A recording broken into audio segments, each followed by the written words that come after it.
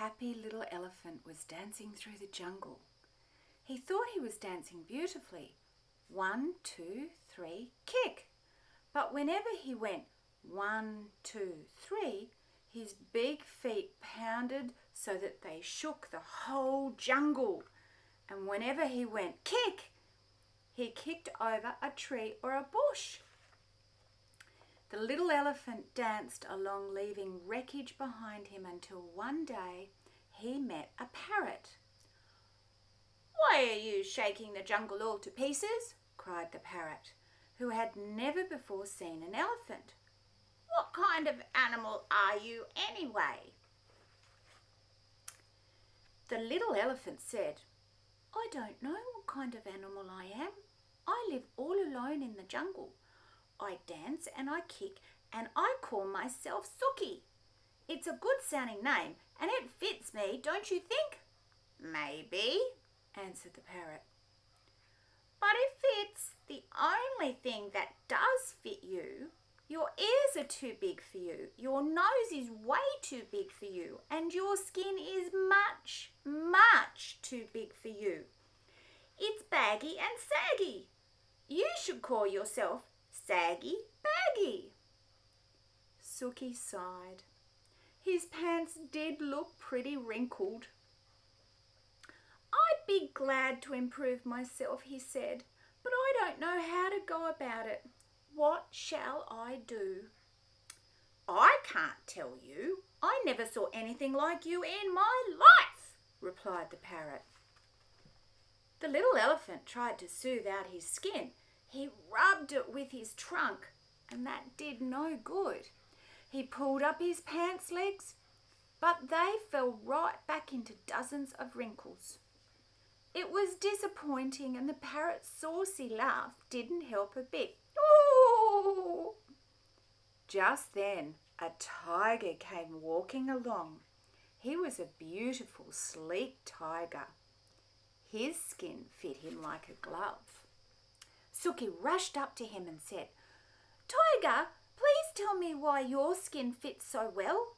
The parrot says mine is all baggy saggy, and I do want to make it fit me like yours fits you." The tiger didn't care a fig about Suki's troubles, but he did feel flattered and important, and he did feel just a little mite hungry. "My skin always did fit," said the tiger. "Maybe it's because I take a lot of exercise. But," added the tiger, "if you don't care for exercise, I shall be delighted to nibble a few of those extra pounds of skin off for you." "Oh, no, thank you, no, thank you," cried Suki. "I love exercise. Just watch me." Suki ran until he was well beyond reach. Then he did somersaults and rolled on his back. He walked on his hind legs and he walked on his front legs. When Suki wandered down to the river to get a big drink of water, he met the parrot. The parrot laughed harder than ever. "Oh! I tried exercising," sighed the little elephant. "Now I don't know what to do." "Soak in the water, the way the crocodile does," laughed the parrot. "Maybe your skin will shrink." So Suki tramped straight into the water.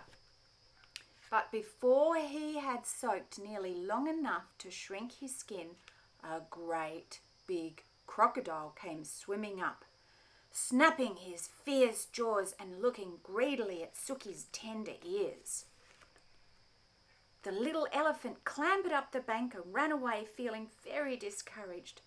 "I'd better hide in a dark place where my bags and sags and creases and wrinkles won't show," he said. By and by he found a dark, deep cave, and with a heavy sigh, he tramped inside and sat down. Suddenly he heard a fierce growling and grumbling and snarling. Roar! He peeped out of the cave and saw a lion padding down the path. "I'm hungry," roared the lion. "I haven't had a thing to eat today. Not a thing except a thin, bony antelope and a puny monkey, and a buffalo, but such a tough one. and 2 turtles. But you can't count turtles. There's nothing much to eat between those saucers they wear for clothes. I'm hungry. I could eat an elephant. And he began to pad straight toward the dark cave where the little elephant was hidden. This is the end of me, sags, bags, wrinkles and all, thought Sookie. And he let out one last trumpeting bellow. Just as he did, the jungle was filled with a terrible crashing and an awful stomping. A whole herd of great grey wrinkled elephants came charging up.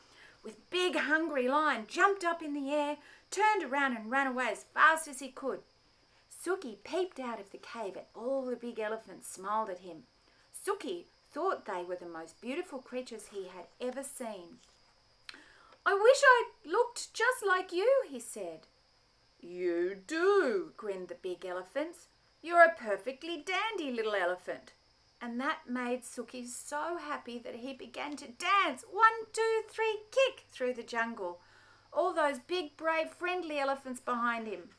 The saucy parrot watched them dance, but this time he didn't laugh, not even to himself.